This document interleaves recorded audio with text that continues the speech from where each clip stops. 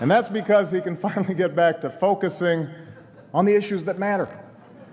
Like, did we fake the moon landing? What really happened in Roswell?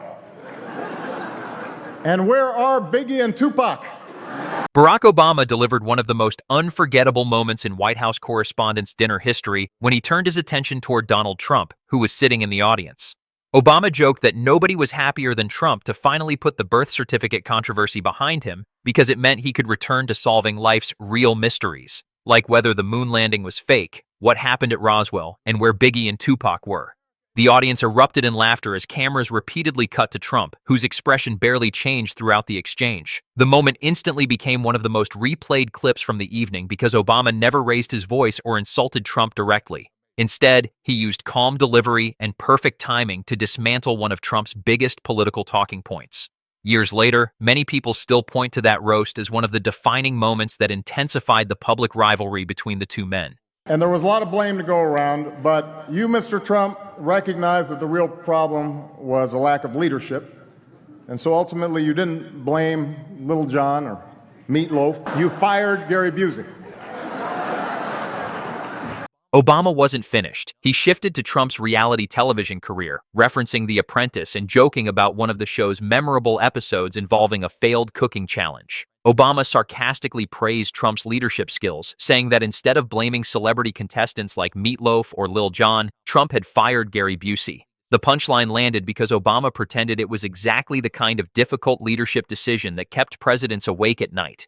The audience laughed at the contrast between real presidential responsibilities and reality TV drama.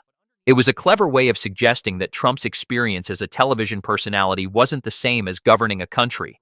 Rather than attacking Trump's business career directly, Obama framed the joke around pop culture, making it entertaining even for viewers who didn't closely follow politics. The combination of humor, timing, and irony turned another simple joke into a memorable television moment.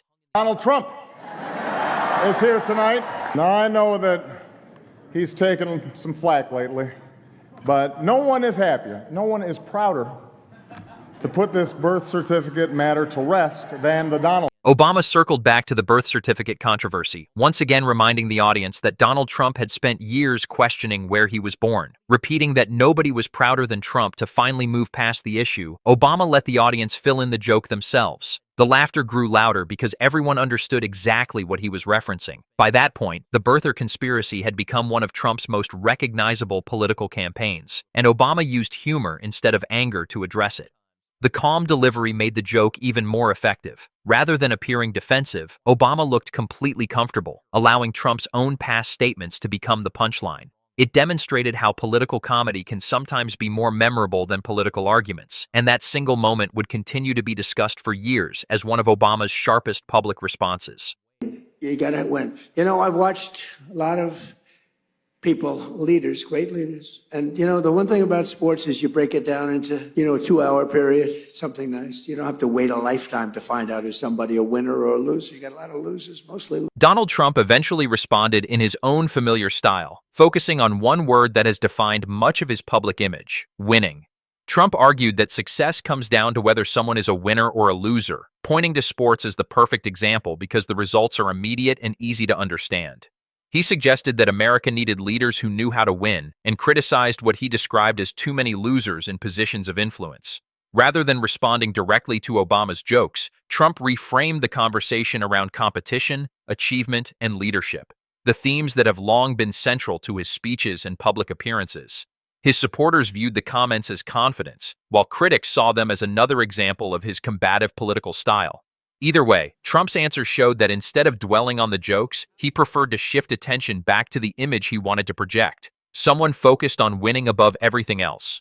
I find it interesting that everybody's focused on Trump primarily just because he says in more interesting ways what the other candidates are saying as well. In another appearance, Obama reflected on Trump's growing influence in Republican politics. He remarked that many people focused on Trump because he simply said, in more entertaining ways, what other candidates were already saying. The observation shifted the mood from pure comedy to something more serious.